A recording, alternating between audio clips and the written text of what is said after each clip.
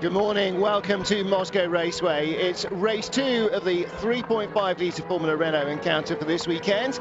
40 minutes and a lap of a blustery and still pretty chilly Moscow Raceway. We're some 40 kilometres outside of the capital of Russia. As you can see, halfway now through our Formula Renault 3.5 calendar. This is the midpoint of the season. And as we go to our most furtherly eastern encounter, it's the third trip to Moscow for World Series by Renault. The championship opening the circuit back in 2012, when it was then absolutely brand new. 3.9 kilometres. And Tom Gaymore, it is a circuit of two very distinct parts. This long back straight and the shorter front straight, and then all the wriggly bits in between. Yeah, Sector 3, as you have said, Martin, pretty much made up of a straight line. But Sectors 1 and 2, very tricky.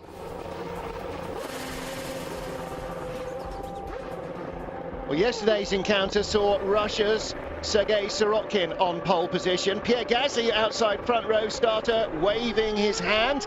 He wasn't the only car that didn't get away. Carlos Sainz also left on the grid, and so was Ollie Rowland. And that meant that the first start was aborted while they were pushed away. Sainz's car was restarted immediately.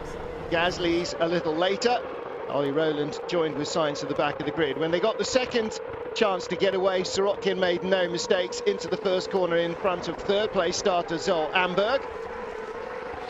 And that was pretty much it for the race at the front.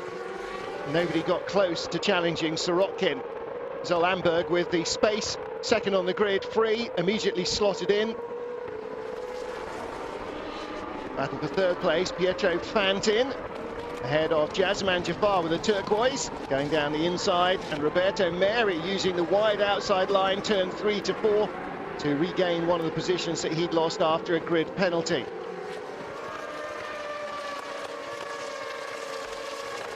As the leaders streaked away out front, rejoining from the pit lane, Carlos Sainz, car number 1, and Ollie Rowland, car number 4. They were way out at the back. Eventually they came together. Ollie Rowland trying to make a pass on the inside into corner 15, and contact put him out. Sainz would continue. Well, Sorokin clear from Zol Amberg. Jasman Jafar trying to put in the moves on Roberto Meri. Roman Mavlanov, Luca Giotto battling, Giotto running wide and losing 13th place. Mavlanov then challenging Bijtske Visser for 12th and getting by the German girl, the Dutch girl. She was then attacked by Marco Sorensen, who missed his braking points and dropped a spot instead of gaining one. Carlos Sainz worked his way in the closing stages through some of the back markers. Ended up in 14th place, didn't score, nor did closest championship rival Pierre Gasly, so it was lack of honours even, I guess you'd say. Sergei Sorokin held Zol Amberg a couple of seconds back. Amberg closing to within half a second in the last few laps, just could not get close enough. So the Russian claims his first ever Formula Renault 3.5 win on home soil. So a year after his maiden race, which was here in Moscow as well, he stands on top of the podium ahead of Zol Amberg and Pietro Fantin. So Carlos Sainz, no change in the points, nor for Pierre Gasly. Will Stevens closes a little, and Sergei Sorokin moves up to 6th place. Which brings us to today's race. Yesterday, the high was 9 degrees. Today, it's forecast to be a whole 19. As you can see there, everybody pretty wrapped up warm. There's a stiff wind, and Tom Gaymore, that may perhaps have gone some way to explaining. Okay, well, we'll get down to the grid and hear from our pole man.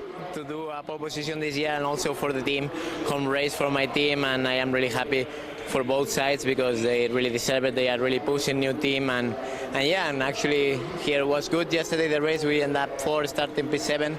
I did the fastest lap in the last lap, and now I keep going. With the first set I was pretty quick, and then with the new tires I was also really quick. Then in my second lap I get traffic, and otherwise I think I could improve. 1:10.5 or 2:10. But anyway, it was good enough, I think, for pole position, and the team did a brilliant job. Really happy for them. Here it's quite tricky to overtake. Anyway, we had pit stops today, then it's going to be a really important thing through the race, and then let's see what's going on. But yeah, as you say, it's not easy, and I will hope to have a good start and to keep the first place of the race. So Roberto Meri, our pole man, ahead of Richie Stanaway in the Lotus. Pierre Gasly lines up third ahead of Ollie Rowland. Yesterday, Sergei Sorokin wasn't the only Russian hero, because Danny Kvyat was here, the Red Bull driver, demonstrating Formula One cars. We're going to catch up with him in just a moment. He is down there with all the other drivers on the grid who are hoping perhaps to emulate him and move into F1. We're here on the grid with Daniel Kvyat, not Formula One guest for the meeting. Daniel, how do you feel being back on a World Series by Renault meeting, especially here in Russia, where you've been very successful? Yeah, it's a cool feeling. First of all, it's a pleasure to be in front of my home crowd, doing all those donuts and so on.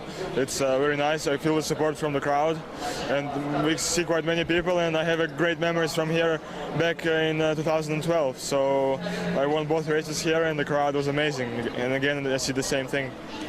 Sergei Sorokin won the first race yesterday. We're going to have the first Grand Prix of history in Russia soon. Motorsport in Russia seems to develop quite well at the moment.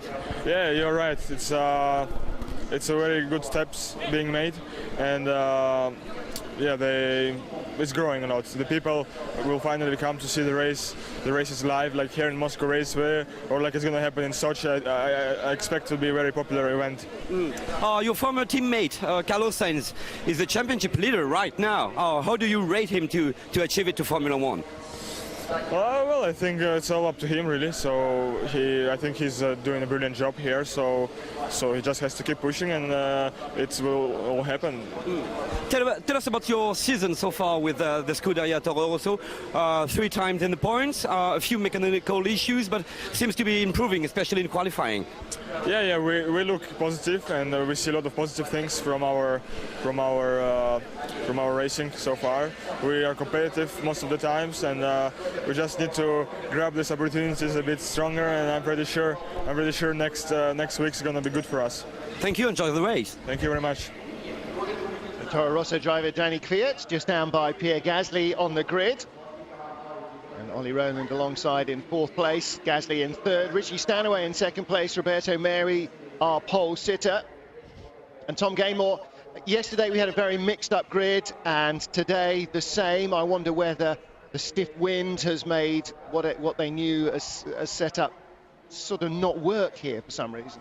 Yeah, well, as I said yesterday, the cars are very, very susceptible and very sensitive to setup changes. And I know from speaking to quite a few of the drivers over the weekend, 1 or 2 of the teams have literally thrown the kitchen sink at it. That's a nice British phrase. And if you take risks, sometimes it pays off. And the likes of Meri, Stanaway, very, very talented individuals, lots of pedigree in the sport. And so they've been able to maximize the setup changes that they've got. And they've moved towards the front of the grid, and all credit to them. I think it's going to be a very tough race at the front, because, you know, Meri is a pretty robust individual, and so is Stanaway. Beskivisser actually is another one. With Beskivisser? She's got, that's her best qualifying. Spot. Yeah, 9th on the grid, and just in front of Will Stevens. We're very happy Sears household at the moment, not just seeing Will on the TV. Good morning to Millie Sears, but also Supernova have a brand new winner in the AutoGP Championship that has just finished at Imola. Michaela Cerruti has claimed her first victory, so some very happy Sears is there as well.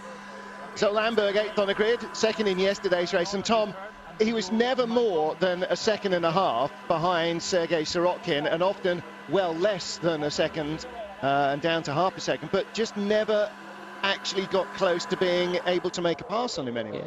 Yeah, the characteristics of this Moscow Raceway mean it's very, very difficult to pass. And, you know, he had the pace to win the race. If it had been the other way around, I think, you know, he had the legs maybe on Sorokin. Sorokin managed it very, very well for his first ever World Series by Renault win yesterday. I think Amberg's the most improved driver on the grid. He was 23rd in points last year. He's better than that. And if you look at how consistent he's been this year, consistently fast, he's really impressed me. So apart from Spa, where he had those 2 DNFs, you know, he's going very, very well. Yeah, Sergei Sorokin, yesterday's winner, will start in 5th position then, with just 4 cars in front of him. Now, yesterday, of course, no pit stops, so it's get in front, stay in front.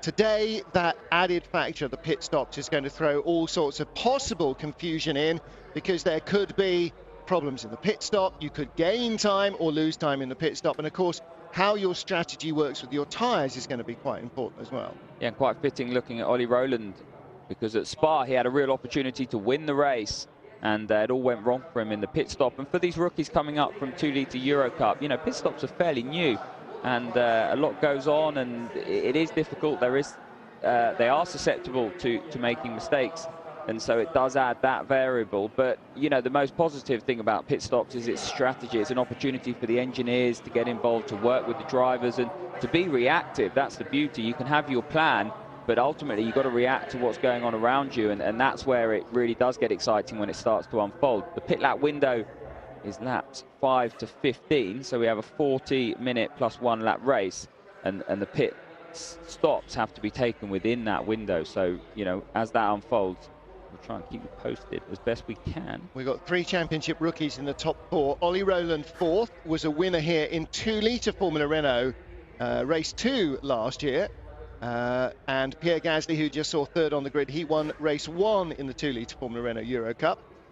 So they have both got winning experience here, although they have now moved up to Formula Renault 3.5. They still clearly know their way around, and that all helps when you're a rookie. And that's one of the things about being a rookie in this championship, is that a lot of them will have come up from the 2-litre Formula Renault Euro Cup, so they may well know the teams, they may well know all the tracks relatively well, rather than sort of coming in from Formula 3, Euro Series or somewhere else where you don't share any of that common heritage. This is one of the benefits for a driver of this championship, is you can move up the ladder and stay within the same group of people and stay within the same kind of family.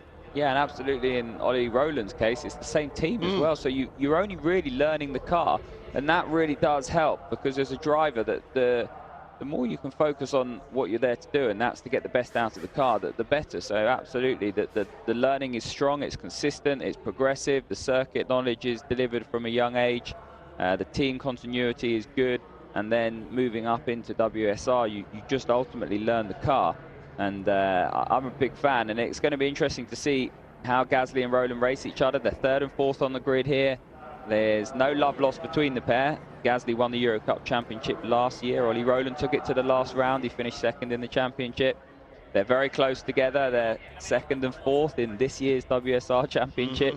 And, you know, they're fighting for the rookies' crown as well. And one thing's winning the championship overall. Another thing is, you know, being the best rookie at the end of the year, because that shows that you really have outperformed all the young talent around you. So it'd be interesting to see, as I say, how they progress through this race this afternoon. Young fan in for a rude awakening there. 3 minutes to go, so they are clearing the grid and cars are down on their wheels, and in a moment the engines will all be fired. There you go. And Roberto Meri will start one of the most important laps of his Formula Renault 3.5 career in just a moment, leading the field round to the grid. And that's when it all becomes very, very real indeed. Roman Mavlanov for Zeta Course starts down in 18th place on the grid. Meinert van Buren 19th is the last man who actually set a qualifying time. Pietro Fantin's time was disallowed, his best time, and his other times were outside the 107% rule. However, he will be allowed to start. Yeah, so an in and an out lap, one very slow lap and one flying lap, which was then disallowed. Article 28.12, I'm assuming he set it under yellow flags. So it is sunny, which is good news for Roberto Meri, because the threat of rain is very much reduced compared to yesterday. But it is cold and windy here in Moscow as they head off on their final formation lap.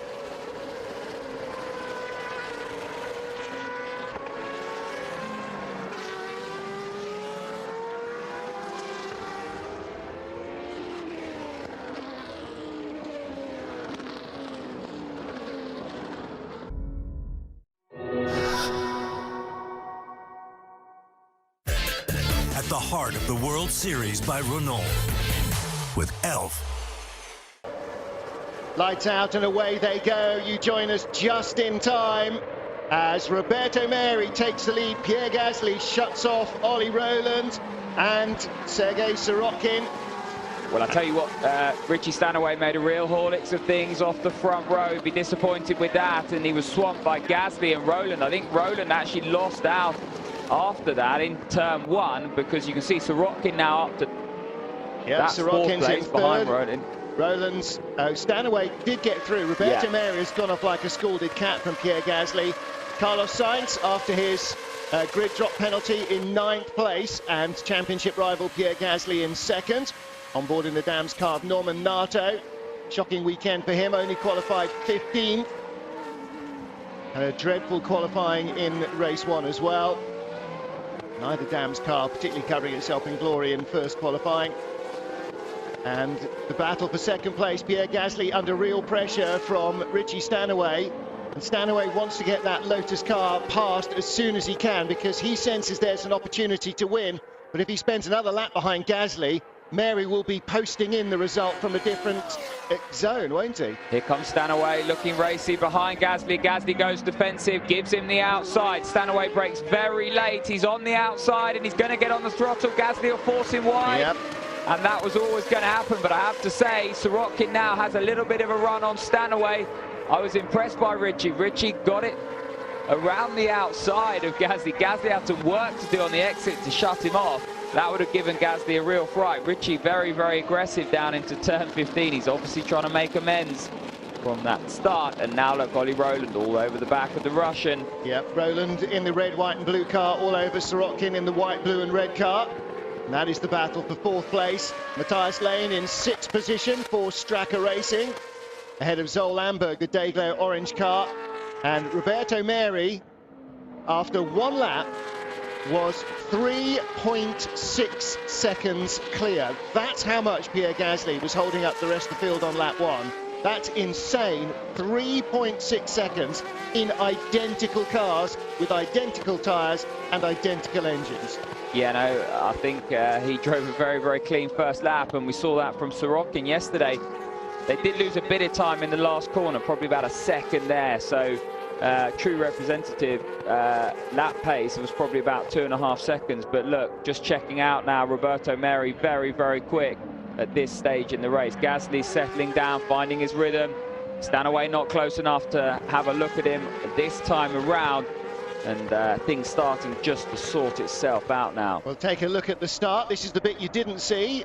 And Roberto Meri got away very well. Stanaway just a little slow off the line and gets swamped on either side by Gasly and Rowland. Then he goes inside Ollie Rowland down into turn 3, having sat around the outside at turn 2. Looking back from Sergei Sorokin. And that's the view from yesterday, actually, with Zol Lamberg right behind him. Only yesterday Sorokin was on pole position. And this time squeezing just in front of Matthias Lane there in the first turn. Drives around the outside of Ollie Rowland. Sorokin was hooked up there, Tom. Yeah, I think Ollie Rowland just got stuck on the inside line. Look, Stanaway just bogs down. That was the problem. It wasn't wheel spin. He just got bogged away down. nicely, didn't he? And then this is Norman Nato from further back. That's Jazz Jafar on the right-hand side, squeezing him up against the pit wall. But Nato, lucky not to clatter Will Buller there, has to pinch the brake, and Jafar has a better run around the outside. Just shows that's probably what happened to Ollie Rowland. When you're on that inside line, it's very, very difficult. The track is... and Jasmine Jafar making a big mistake there. Yeah, and this is a view from Carlos Sainz from 9th on the grid. Does he make up any places here? It's Matthias Lane right in front. Goes around the outside. Being brave, and you have to kind of hang it out there a little bit on the opening lap, otherwise people are just going to shuffle you back. No major carnage, everybody's still running. From Roberto Meri, 2.9 seconds in front now, as Pierre Gasly set the fastest race lap on lap 2. Interesting noises in the background. 1:23.1 from Gasly, 1:23.9 from Roberto Meri. So Pierre Gasly, his first lap not showing his speed. He's pulled away a little from Richie Stanaway. And then you saw Zol Lamberg, the orange car, Marlon Stockinger. There is car number 1, Carlos Sainz, still in 9th place. Zol Amberg running out very wide there in turn 1. He's just got back to give himself the opportunity of making turn 2.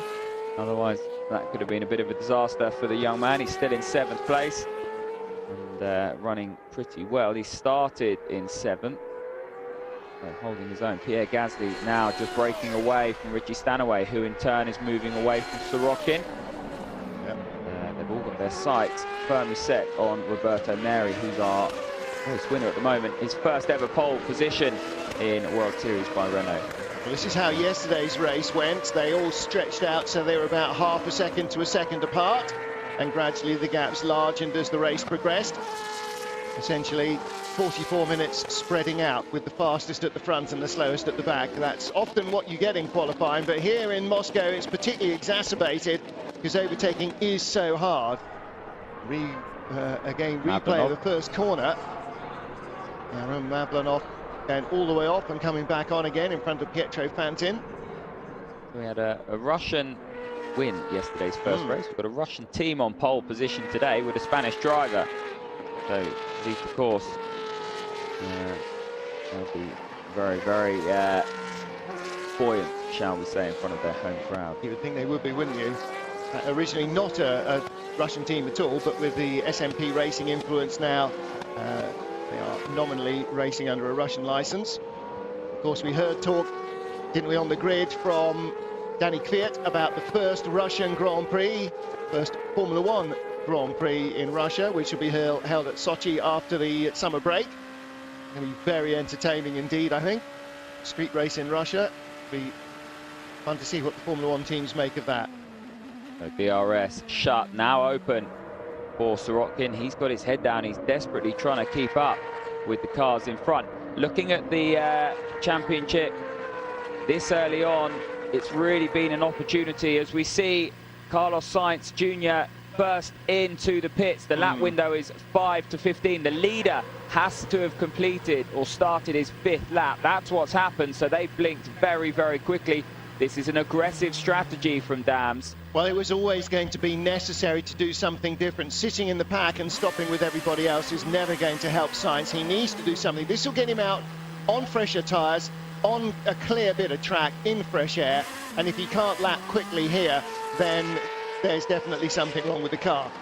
Yes, absolutely. He's going to really attack the clean air now. And going back to what I was saying, it's an opportunity for Gasly and Rowland to try and close the gap on our championship leader, Carlos Sainz Jr. Carlos Sainz Jr. on maximum attack and trying to bridge the gap between himself and Pierre Gasly in this race.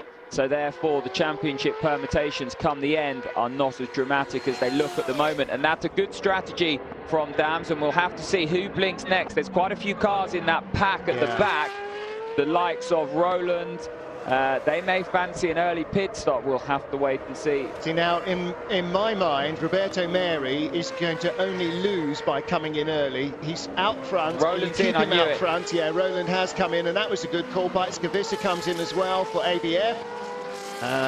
Luca Giotto, but Rowland is the main front runner. I imagine Will Stevens might come into Straka fairly soon as well. But for Mary, stay out as long as you can. Stay out, stay away, and unless you start catching slow traffic, just go out there and lap the way you're lapping. Yeah, you need to just keep an eye on those behind you, but Mary under no threat. He's controlling it at the moment. A really good opportunity for Rowland to really, well, counterpunch the Sainz Jr. move and to himself try and leapfrog some of the cars in front of him. Stanaway now and Lotus will be looking, and so will Sorokin, at what Rowland is doing in terms of his out lap, and they will have to maybe react to Rowland's early pit stop. Well, otherwise they could lose a spot. Yeah, I think that's right. Now that you've got Ollie Rowland and Carlos Sainz stopped, unless something's drastically wrong with them, you are going to have to cover them off very quickly, and an early change will often work for you in this category. Now, who's coming in? Is Gasly coming in? No, he doesn't. Now, I'm not sure about that. Richie Stanaway stays out. Sergei Sorokin in 4 stays out. Matthias Lane, he stays out. So does Amberg and Stockinger. And in comes Will Stevens. Now, as the second place to the Straka cars, if they weren't going to bring Matthias Lane in. Again, to my mind, that's the right move for Will Stevens. Come in now, get in, get out, get in clear air again, and wait to see what happens. Then when people file out of the pit lane, your tyres are up to temperature, you've got the upper hand. If you're going out late on colder tyres, you're always going to be under the cosh. Yeah, it's going to be interesting to see where Stevens pans out. I think he's going to be struggling from where he is. I mean, Sainz going very, very quickly, fastest lap of the race. As it stands at 1:22.4, so Sainz is absolutely flying. Rowland going pretty quickly, 2 personal best sectors on his last lap. Will Stevens comes out in front of Will Buller, and Buller can't get by him. Now, this would be very entertaining. If Will Buller can't make a pass, that'll show exactly how well planned that was, or how well judged an early stop that was for Will Stevens. However, fresher rear tyres, you don't want to overheat them on this out lap, and that might be the slight danger long term for Will Stevens in that silver and black Stracker Racing car. Yeah, with the first and second sectors here all about traction zones, it's very, very easy to overheat the rear tyres and struggle with that performance imbalance as the race goes on. Buller, 1 lap more heat into his tyres. He stopped last time round in the red and white Arden car. Of course, the historic colours of Arden, the other Arden car, Pierre Gasly, in his sponsors' colours, Red Bull colours. So, you know, that was what they were hoping with Will Buller, that he would be on hotter tyres and be able to get by somebody who comes out right in front of him. As it didn't quite work. Bajcevic behind, and Luca Giotto have also stopped. So now everybody up to about 10th or 11th place has actually had a stop, and these guys are battling for what at the moment is 16th, but will rapidly vault them up the order. Out comes Sorokin, who has just stopped as well. So Roberto Meri still our race leader. Sorokin in front of Rowland.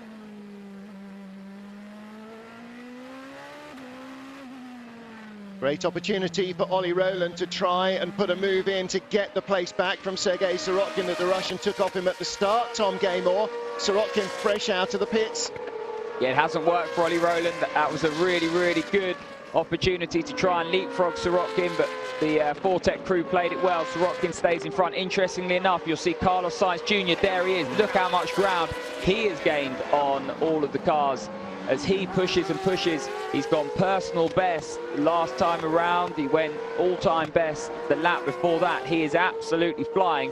So this is a real good damage limitation exercise so far from Junior and Dams. Well, it's either in first or in last, isn't it? Yeah, anywhere in the middle it never really seems to work. Come in very early, or if you're at the front, stay out very late. And again, I would imagine Meri will be the very last lap that he can to come in. And Ollie Rowland, you know, it's all about track position, and if you haven't got it, do something to try and get it. Stop early, and that's what they did with Sainz, and it seems to be working. He's still behind Sorokin and Rowland, but much closer than he was before when they were 4th and 5th and he was 9th. Yeah, this man's under no pressure at the front. He can control what he does. I think Stanaway's the man that could be under pressure in 3rd place. He's 3 seconds behind Pierre Gasly in 2nd place. So I think Stanaway has to look seriously at the threat of Sorokin, Ollie Rowland and Carlos Sainz. They're 10th, 11th and 12th at the moment. Well, Stanaway doing 1:23.0s last lap, and those 3 that you mentioned are doing low 1:23s, or 1:23 for Sorokin, but 22s, 22 and a half for Rowland and Sainz. So they are going quicker than Richie Stanaway, and you're right, behind Stanaway was Sorokin and Rowland, and Sainz is now part of that little queue. So for Richie, they're in 3rd place in that Lotus car. The longer he stays out, although he now does the 23.2, still not fast enough. He needs new rear tyres. And what happens is the teams and the engineers, they simulate an in-lap and how long it takes, and they will do that in free practice. They will look at the data of exactly the cumulative time, and they'll know what their window is. So they'll be looking, the Lotus team, at what Fortec and Sorokin are doing and how big the gap is, and make their decision accordingly. That said, last time out in Spa, they didn't do their maths right. They actually missed the pit window completely. Yeah. I don't think they'll make that mistake again this weekend. Well, you know, so much for overthinking it. You know, I still say, it's like weather forecasting. If it's raining today, it'll rain tomorrow. You're going to be more right than you are wrong if you forecast no change. And again, I still say, either first lap or last lap, depending on where you are. If you're in traffic, come in early. If you're out front, come in last. And that's the deal. And unless your lap times are really, really hemorrhaging time, and at the moment, Roberto Meri isn't. 1:23.1 his last lap. Who's gone quicker than that in the field? Answer, Zolamberg. That's it. 2 cars. Sergei Sorokin is quicker as well. Stanaway's in, I knew it. Yeah. And again, not a lap too soon. Possibly a couple of laps too late, but definitely not a lap too soon.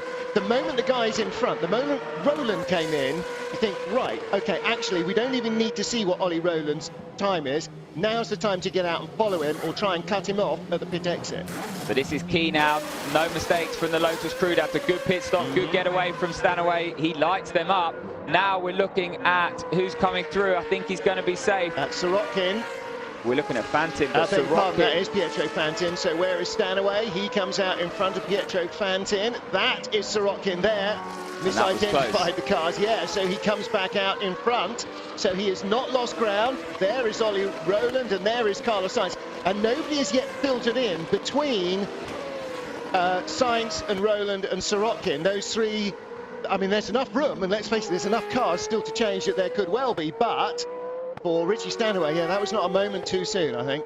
Yeah, there was a perfect example of the mathematics working out well for that Lotus crew. They knew exactly how much time they had, and it's all about fine margins in motorsport, isn't it? As Gasly now makes the opportunity to come in, he's got nothing to lose. He just needs to cover the rest off. He hasn't got the pace to catch Meri at this stage. He's been consistently that far away from him for the whole of the first stint, and he just needs to cover the rest off now. A nice pressure-free pit stop. It was a good pre-in lap as well. His last lap, 1:22.7, 1:22.8, and there's only a couple of cars going as quickly as that. His danger is Stanaway, Sorokin, Rowland, Sainz. Now, there are big enough gaps. He won't lose to all of them. Question is, where is Stanaway as Pierre Gasly comes out the pit lane? And there is Gasly, and the next car in shot. No, that coming up behind should be Richie Stanaway. There he is. So he's lost no ground to Stanaway, but again, colder tyres, and Richie's are as fresh as a daisy, but with a lap of heat in them. And that's why track position is pivotal. That's what the Arden crew went for. Meri now, they'll get ready because he doesn't need to stay out. He just needs to cover off Gasly. And as you can see how different the strategies are for the different teams as they react. With a different mindset. But Meri's still setting personal best laps. To my mind, no need to bring him in. No, this is his in lap. He'll push really hard on his in lap. Well, again, I don't see why you'd want to bring him in. He's still lapping quicker than anybody in the field. Because it's track position. They'll go defensive. And track position's the most important thing, and this is a pressure-free pit stop for them now. He could make a mistake on the next lap, and then they're under pressure. This is important. The crew don't feel pressure. You want to bet? He can get in and out. This is his first chance to win a race, and they're not feeling any pressure at Zeta course. Not much. Left rear, the problem. Right rear.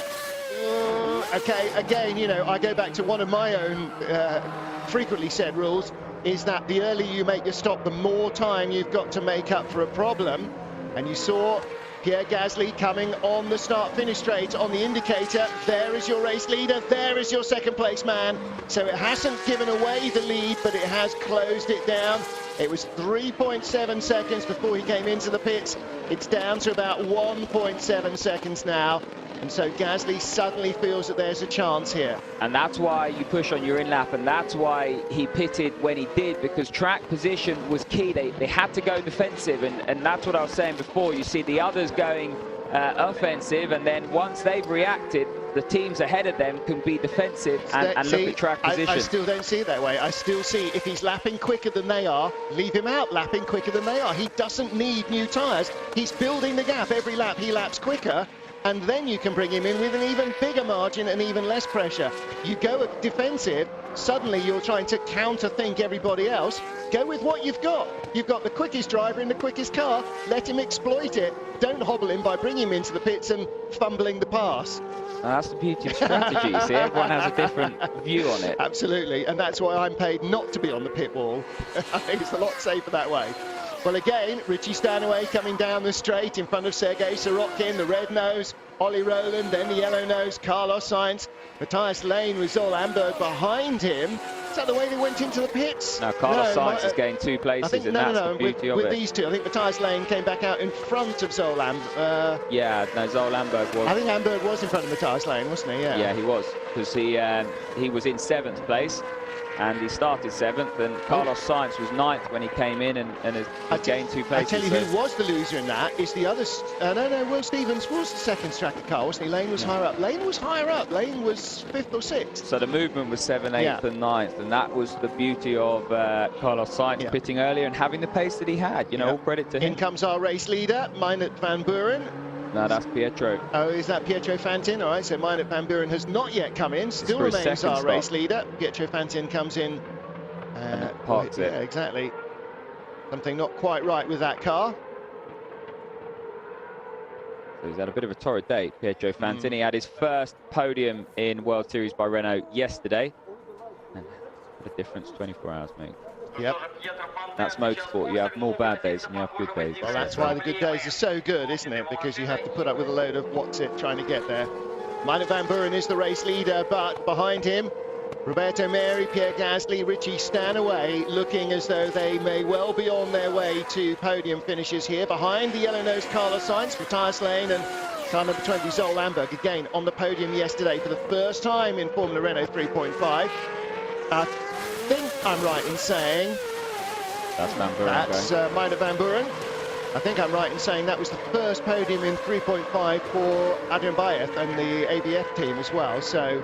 It was indeed. Congratulations to them. I mean, again, you know, for driver and team, that's a big step up, isn't it? And for Roberto Meri and Zeta Course, if they can win this one, then they'll be doing very well. And he comes back out in front of Bikes Kavissa. So that's a net gain there, I think, for Minot van Buren.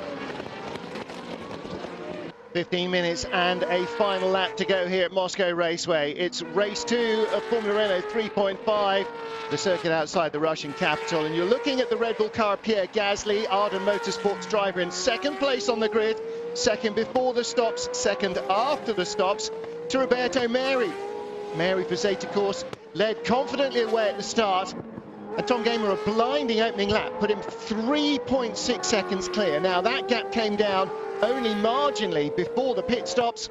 Little stumble in the pits cost him a 1.5 seconds of that, but again he's back out to a 3.5 second margin. Fastest lap of the race just now from Roberto Meri. He's got this very much under control. Yeah, as you said, an absolutely blinding first lap, and we had a tweet from Mark Cooper saying, where's that lead come from? A lot of it was the fact that Gasly and Rowland and Stanaway were fighting in turn 1, and then Gasly and Stanaway had that little contre at turn 15 at the last corner, and obviously couple that with Meri driving superbly well here today, and that just shows. And ultimately that's been the gap that he's wanted and has used to control this race. I mean, he's lapping very quickly at the moment. He's just set the fastest lap of the race a couple of laps ago after the pit stops, and Gasly cannot get within 3.5 seconds of him. And you know, let's not forget, Meri is a very experienced young man. He's a former F3 European FIA champion in 2011. He's a DTM driver. He's had a podium in DTM. He knows how to control races and how to drive well to strategy. And we're just seeing a real sign of that. And the Zeta Course team have made huge strides and really performing very well in front of their home crowd. And that's given Meri the vehicle to really showcase his talents. Carlos Sainz being hounded now by Matthias Lane, the first of the 2 Stracker racing cars. And Sainz coming from a grid penalty and not a wildly impressive qualifying performance again from either Dam's car. He was only 9th fastest, and team Norman Nato only 15th fastest. As in the gravel is not our race leader. No, that is his teammate, Roman Mavlanov. Yeah, don't panic. calm at Zeta Course. Goodness me, that's not what you need to see suddenly, just the leader off. They will have recognised the helmet a fraction faster. Well, that was worth having, that onboard shot, wasn't it? Yellow flags will be out to recover the Russian, who explored a degree of the fringes of the track yesterday. You can all start to breathe again there. It hasn't quite worked out for Mavlanov. It's his first year in World Series by Renault. He's dovetailing it with the GT campaign in GT Open as well. And he's reasonably quick in that. This is ultimately the pinnacle underneath Formula One, though, of young driver talent, and Mavlanov certainly finding that it's a very different environment compared to his GT exploits. And when you're teammates to a man such as Roberto Meri, it makes life quite difficult for you. Well, it does, but it also gives you the opportunity to learn different things as well. If there's two rookies together in the team, then you're not going to get a huge amount out of it. So, for instance, at Pons, you got mine at Bambur and Oscar Tunyo. You know, they're coming from different areas, but neither of them have got any knowledge either A, of the car, or B, of the team. And so they're unable to lead the team. And to a degree, engineering is led by a relationship between the driver and the engineer. It can't just be the engineer going, this is what it is, if you can't drive it, you're wrong. So you know, there is that symbiosis always. You know, all good teams are exactly that. They're not just some bits put together, they are actually a team. Yeah, a driver plays a huge part in the feedback that he delivers, and the drivers are learning their trade in terms of the right and wrong things to say and steering the engineering team in the right direction.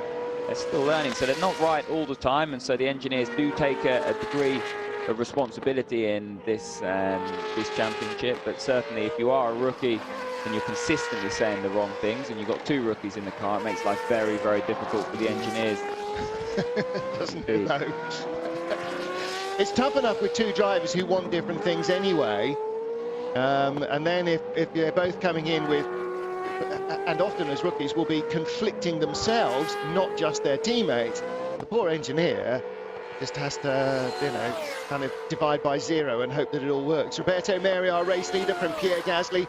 Richie Stanaway in third, and the Kiwi again finding his, well, I guess race fitness, Tom, because, you know, reappeared at Spa, but before that, for 2 years, done very little track mileage at all. Yeah, he broke his back in 2012 at Spa, and then it was kind of ironic that he replaced Vax Vier. He broke his back at Monaco, coming back to World Series by Renault last round. So a couple of years break. He's been involved with the Aston Martin GT program. He's involved with GP3 this year. He's currently third in the championship, driving for Status Grand Prix. And a lot of people look at Stanaway as though he's, you know, a World Series by Renault stalwart. He's not. He's only ever done 5 races in World Series by Renault before he broke his back. In 2 seasons, yeah. He hardly finished any of them because he had mechanical failures. It's when this car came out for the first time. A lot of technology in it, no hydraulics, all pneumatically powered. So he had all these mechanical failures. And I think the race at Spa, or last time out, was one of the first races he's ever finished in World Series by Renault. So he's hardly an expert, and that's why to see him on the front row of the grid, Lotus haven't shown that performance for a while. Shows what a difference he makes.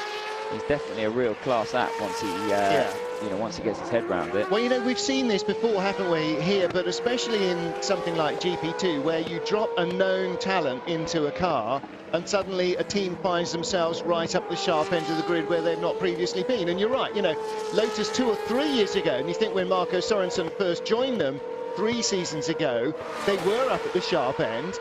Well, now Richie has got them back in a podium position where perhaps they haven't been for the last couple of seasons. So you put in the missing component, and that at Lotus would seem to be either a driver who's got the speed or a driver who's got the feedback, whichever one of those aspects, and actually probably you can't separate them, it's probably both from Richie, is just moving things in the right direction. And Tom, we talked about this in qualifying yesterday, 17 cars out of the 20 covered by 1.1 seconds. You don't have to be very far off perfection to be far off. No, exactly, and the difference between Meri and Stanaway and the rest of the field was half a second today. So these two were in a world of their own in terms of World Series by Renault pace. The same thing happened at Spa. Race 2, Richie was fairly monstrous in terms of his pace, and had they not missed the pit stop window, which is almost unexcusable, he would have finished on the podium there as well. So, you know, once as he finds his feet in the weekend, and it is difficult. You know, he's been involved in a GP3 weekend since Spa. He's raced on the Pirelli tyre which is very, very different to the Michelin that we see here. And you really have to be an intelligent individual to make the change very, very quickly and to adapt your driving style accordingly. These World Series by Renault cars have a huge amount of downforce. Really, really impressive. Much more than, say, even a GP2 car. But with that comes drag, and they don't have enough power to have the ultimate lap time that a GP2 car has, although we're close.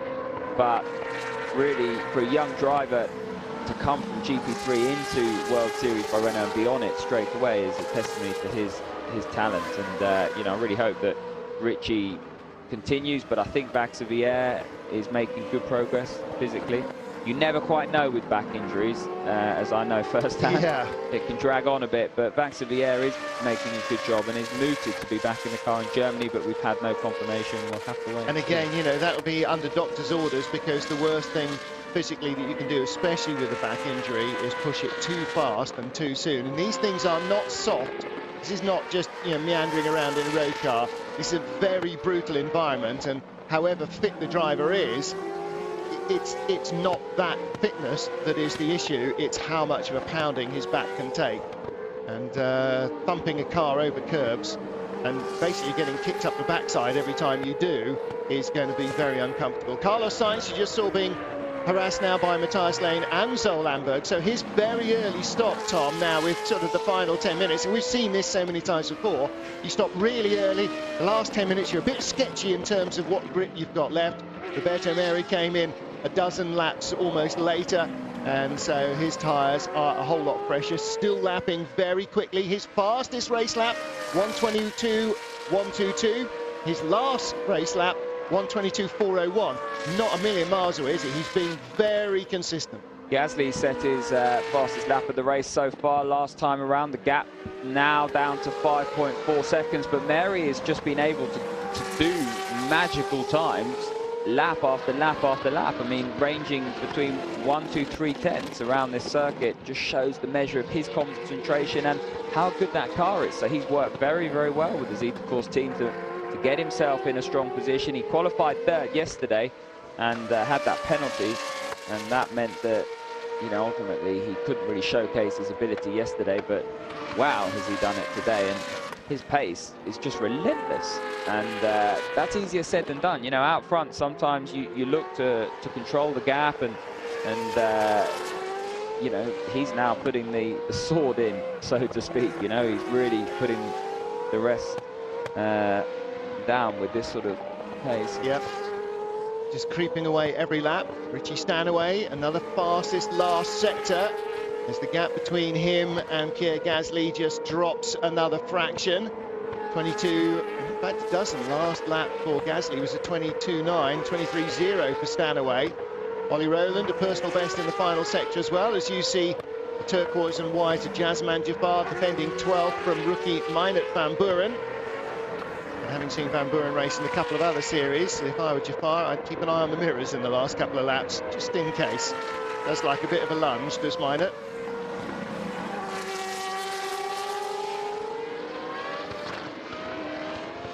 Roberto Meri leads into the final 5 minutes in Moscow. Pierre Gasly in second place, Richie Stanaway third, as we watch the battle for 12th position.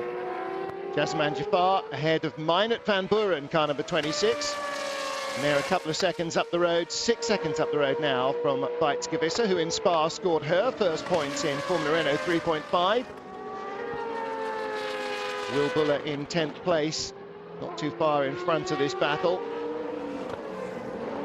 There is Carlos Sainz, 6th position. Tom Gamer again, we saw this in yesterday's race. Drivers can be followed fairly closely, but being followed very closely requires something that not too many of these cars seem to possess, which is an added turn of speed somewhere. Matthias Lane has been harassing Sainz for 6, 7, 8 laps and got no closer than half a second away. Yeah, you know, Dan and Carlos Sainz Jr. make no secret to the fact they just haven't got the pace here this weekend. That is evident, but what they can do is maximise what they've got underneath them, and boy, has Carlos Sainz Jr. done that, and the team were very brave in bringing him in very, very early, and he's made those 2 spots from 9th to 7th window. So that has really been a really strong exercise damage limitation, because Ollie Rowland, who is third in the championship, fourth sorry, is only one place ahead of him. Pierre Gasly is second in the championship. He's second, but ultimately it could have been a lot worse for Carlos Sainz Jr. Certainly could have been almost outside the points. So he'll take what he's got here this weekend, and if he finishes in this position with 2 minutes left, then you know they'll move on. They'll go to Germany and really get back to what they know and get the aero balance back in this car. It just has been a disaster for them all weekend here in Moscow, and it's a testimony to how competitive this championship is. I mean, you've got a team like Dams, Carlos Sainz Jr., who's had 4 wins, 5 poles. Dams have pretty much won every race this year because Nato won at Monaco. So take away Sergei Sorokin's win yesterday and Will Stevens and Ollie Rowland's win, and then Dams have won, you know, 5 races, and so then they come here and they're almost nowhere. So that just shows that all the wheels have fallen off. You're absolutely right, and it does show that. And you know, you look at teams that have won the championship, like Tech One, who are struggling for pace and so on, and nothing remains constant here in World Series by Renault or in Formula Renault 3.5. I mean, in the 2-litre championship, it's the same, and fortunes fluctuate year by year. It's like the old days of Formula 3000, trying to pick the right team and the right chassis and the right tyre and the right engine for any season was just like trying to win the lottery. Here, the tyre and the engine and the chassis remain the same, but trying to get the right team, and whether they work this year after the engineer that was with them for the last couple of years moved on to somewhere else, and you know, there's all of that in the equation. You don't really find out, and then when you do get a runaway, you know, Sainz on a real runaway, and suddenly after double wins at Spa can't find pace with a map and a torch. You know, the next race weekend you think, well, you know, this is just a bit hard to predict.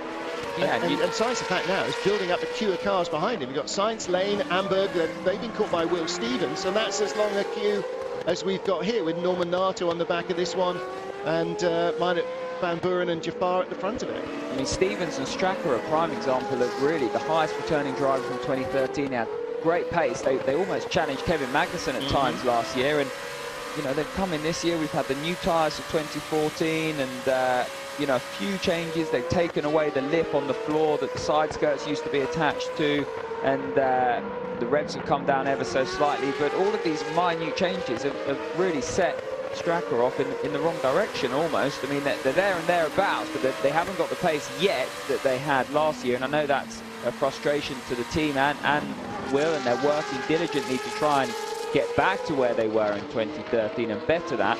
But you know, again, it just cements what we've been saying. It's incredibly tough, this championship, and the margins of error are ever so slight. Well, Will, of course, 4th in the championship, 3rd in the championship rather, particularly because of that win in the opening race of the season at Monza, and he's had 2 further podiums. He was 2nd in Belgium, 3rd in Spain at Motorland Aragon, but that's it so far in terms of big point scores, and there's as many blanks as there are almost point scores in the tally, and that's not great. For Roberto Meri, though, this is going to see him sail way up the order. Currently lying 7th in the points. Best result for him so far, 2nd place in race 1 at Monza. And he was in 4th place, just off the podium yesterday. So this is a big race weekend for him and for Zeta Course. He's on the last lap of the race. So the red, white and blue of the Russian Federation on the Zeta Sport car. Pierre Gasly in 2nd place for Arden, and Richie Stanaway looks as though he is going to finish in 3rd spot for Lotus, ahead of the Fortec twins, Sergei Sorokin and Ollie Rowland. And this is going to push Meri right up into the sort of 2nd, 3rd, 4th, 5th place battle between Gasly, Stevens and Rowland. Yes, that's exactly. He will then be with Ollie Rowland and Will Stevenson points. He's on 50 points and he'll move up to 75. They won't be too far away. And Fortec with a decent result, 4th and 5th here. Best Dam's car is in 6th and their 2nd car well out of the points. So Fortec will close a little on them. Roberto Meri, though, is going to be the focus for the remainder of the afternoon, because he has won his first ever Formula Renault 3.5 race. The rookie claims victory in race 2 at Moscow. And as you can see, Russian team ownership, Russian sponsors as well. Pierre Gasly second, Richie Stanaway is third, and behind His Ollie first Rowland podium. in fifth. It is his best result. Carlos Sainz takes sixth position, Matthias Lane seventh, Zol Amberg eighth, Will Stevens ninth, and Will Buller will be 10th for Arden. Yeah, so Pierre Gasly, second place of the season, his fourth podium. Cements his second place in the championship. For now, he's going very, very well, is the young rookie. Still no win, but it's not through a want of trying. Richie Stanaway, his first podium of his World Series by Renault career. It's great to see him on the podium, but this day is all about Roberto Meri and Zita Course. So we had a Russian driver win yesterday, Russian team win today, a Spaniard on the top step, his first win in World Series by Renault. And Weekend of first. It is. Pierre Gasly will close about 10 points on Carlos Sainz in the championship. They started the day 124 to 81. Will Stevens loses a little bit of ground, 9th place, not going to help him much. Ollie Rowland will move in front of him, and Roberto Meri will not, but he will only be a couple of points behind Will. So Will Stevens doing as much as he could with the Straka Racing entry, stopping early, trying to find some track position. In the end, the nature of this track really mediates against good overtaking. At Spa, it might have been a different kettle of fish, and of course they move on next to Germany, where hopefully we'll see a little bit more in overtaking. Roberto Meri with pole, fastest lap and victory, so pretty comprehensive afternoon for him. The Grand Slam. Yes, indeed. 1:22.1, and the next best fastest lap was 1:22.4 from Carlos Sainz.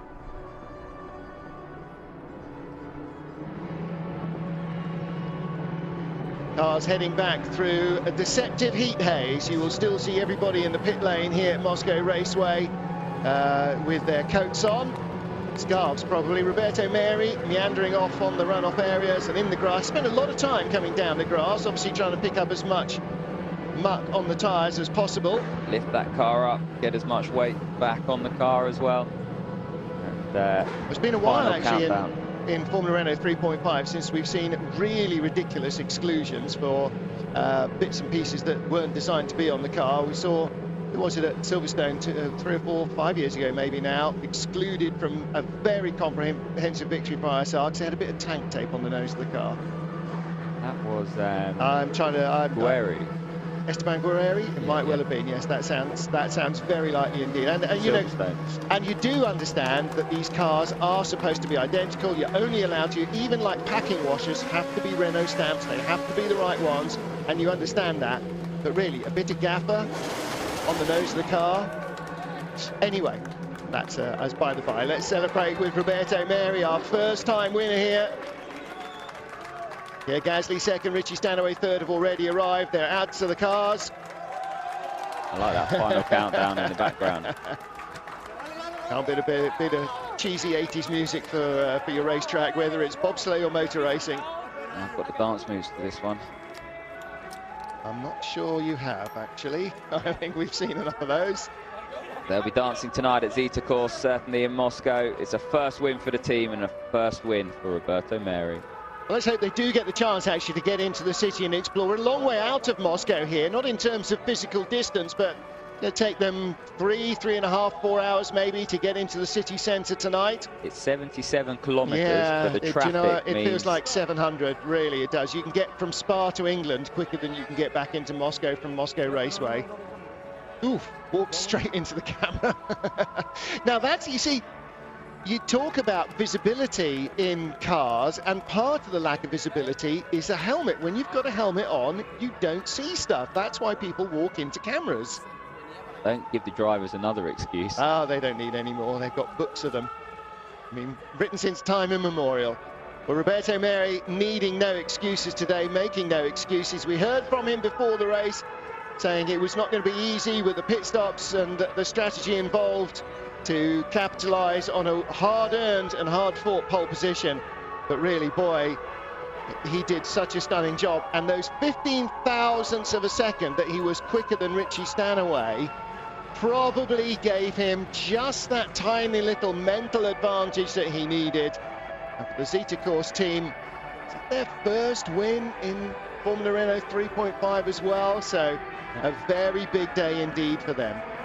He made the best start, and that was the key from the clean side of the grid. And Richie Stanaway had 2 stabs at the clutch, bogged down, and then he was fighting Gasly and Rowland. Didn't work out for Rowland in turns 1, but Gasly prevailed in 2nd place. Richie Stanaway couldn't do much from there on, but he did have good pace. You know, 2nd and 3rd place, they had good pace, but Mary was just on a different planet. 2 retirements. Pietro Fantin was mechanical. Roberto Mavloff ran out of talent and or luck somewhere out at the back of the track. So 18 of our 20 starters made it safely back. No damage, no drama, no impacts, no broken wings, no punctures. A remarkably trouble-free race. Of course, all of that stuff usually only happens when you get cars able to get wheel-to-wheel with each other, and that doesn't happen very often here. Let's hear from our winner. Congratulations. After a difficult weekend in Belgium, what a recovery here. Yeah, it was pretty bad, the weekend at Belgium. To be honest, I didn't want to come back.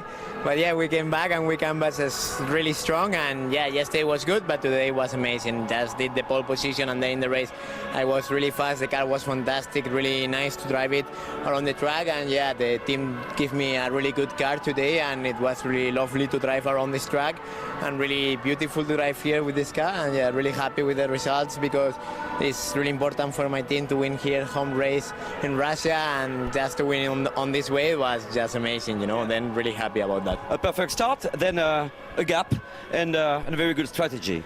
Yeah, strategy was good. We lose a little bit of time, but good enough to stay P1. And then yeah, I pushed a bit hard compared to Pierre, and I think I went away a little bit from him. And yeah, the car was really good at the end, good behavior. And as I say, the team gave me a really amazing car this weekend. Thank you. Enjoy the podium. Thank you. Well, this goes to prove that not every bad weekend is the indicator of the future. Roberto Meri putting Spa behind him and winning here in Moscow. At the heart of the World Series by Renault with Elf.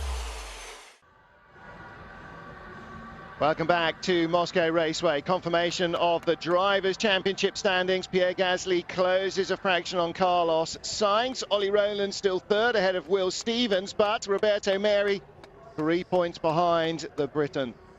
So 25-point haul for Roberto Meri.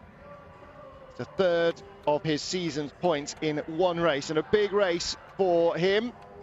Coming out onto the podium in a moment, we will see our 3rd place Kiwi Richie Stanaway, with his new 2nd Navy place Seals Pierre haircut. Gasly, and race winner Roberto Meri. Well, the championship, Fortec closing a bit more again on Dams after Roberto Meri took victory, but the Fortec drivers, Sergei Sorokin 4th, Ollie Rowland 5th.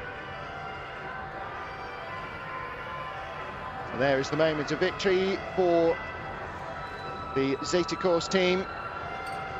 First win for a Russian-owned team in Formula Renault 3.5. And the podium waiting rather endlessly to welcome our drivers.